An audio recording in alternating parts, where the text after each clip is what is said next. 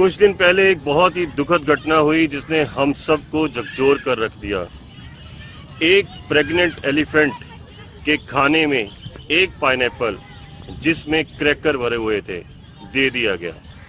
नतीजतन 2 जिंदगियों का अंत हो गया। एक जिंदगी इस संसार में आने से पहले ही विदा हो गई। इमेजिन कीजिए कितनी पेन का एहसास उस प्रेग्नेंट एलिफेंट को करना पड़ा होगा अपने अंतिम सांस लेने से पहले। जरा गंभीरता से देखें तो ये बहुत ही दुखद मामला है, मगर और गंभीरता से देखें तो इस मामले में कुछ नया नहीं है। सिर्फ नया है तो इतना कि it was a direct feeding, कि ये डायरेक्ट तौर पे पॉइजन उनको दे दिया गया, बट इनडायरेक्ट तौर पे भी बहुत सारे जीवों को, बहुत सारे एनिमल्स को पॉइजन दिया जा रहा है।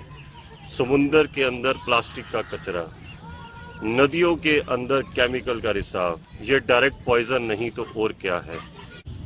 Thousands of animals and birds are losing their lives every year. 1 million species are on the verge of extinction. वो विलुप्त होने की कगार पर हैं। जरा सोचिए, Year 2020 is the year of Corona, and this Corona has taught us so many things. शायद एक्सटिंक्शन की वर्ड को हम बेटर तरीके से अब समझ पा रहे हैं जब हम अपने आसपास हजारों और लाखों लोगों को खो रहे हैं। हम सबको पता है कि हमारी फैमिली के एक एक सदस्य की कितनी वैल्यू है और हम उनको प्रोटेक्ट करने की पूरी कोशिश करते हैं। In this similar way, each creature on this earth, इस धरती का हर एक प्राणी, चाहे वो बर्ड है या वो कोई पशु है या मनुष्य है, सभी के सभी बहुत आवश्यक हैं इस धरती के संचालन के लिए। एक छोटी सी मधुमक्खी को अगर इस धरती से एक्सटिंक्ट कर दिया जाए तो संपूर्ण मनुष्य जाति अगले 4 साल के अंदर इस धरती से एक्सटिंक्ट हो जाएगी।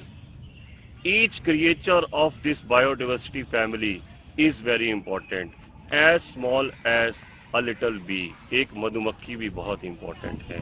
Acknowledging biodiversity is very important for all of us.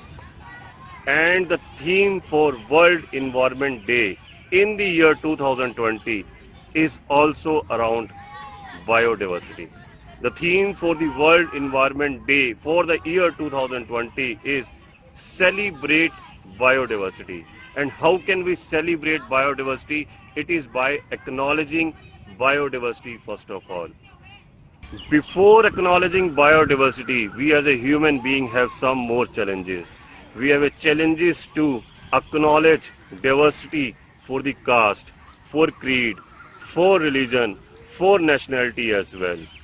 On this day of World Environment Day, I encourage all of you to acknowledge biodiversity, acknowledge the contribution of each creature, as small as little bee, and be kind to the animals around you, and see the biodiversity as an extended family, and spiritually it is nothing different from oneness.